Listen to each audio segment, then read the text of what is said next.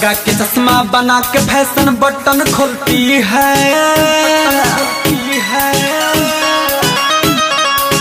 लगा के चश्मा बना के फैशन बटन खोलती है। जब जाती है मार्केट साली इंग्लिश बोलती है।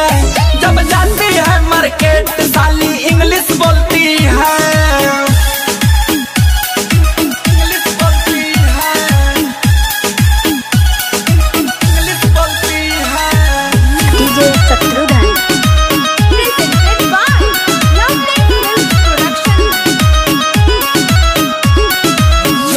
कम हियर बाबू होला नहीं दिलावा पकाबू जाने कैसन दिहल नंबर उन कोई नहीं उठौले ओकर बाबू बाबू बाबू बाबू बाबू बाबू बाबू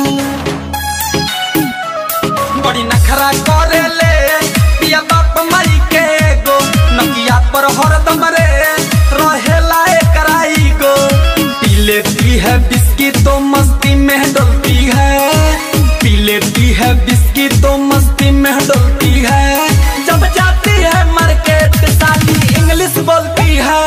जब जाती है मार्केट साली इंग्लिश बोलती है। DJ Shatrughan music by Gaurav Roshan. English बोलती है। इंग्लिश बोलती है। भले ऊपर साया साड़ी भूए शादी को के जिंदगी भर रुए चाहे हमार हुई बर्बादी करे बाकी करे से शादी शादी शादी शादी शादी शादी शादी। जहरीला जंटू हो तुझे फिल्मी हीरोइन लचकेला कमर बकला जैसे लचकेला कोइन। बोलती है मीठी बोली तो मिश्री घोलती है।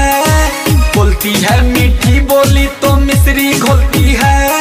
जब जाती है मार्केट साली इंग्लिश बोलती है। जब जाती है मार्केट साली इंग्लिश बोलती है। लगा के चश्मा बना के फैशन बटन खोलती है।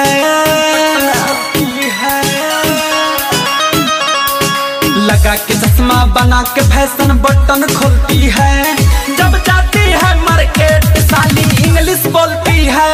जब जाती है मार्केट साली इंग्लिश बोलती है। डीजे शत्रुघ्न।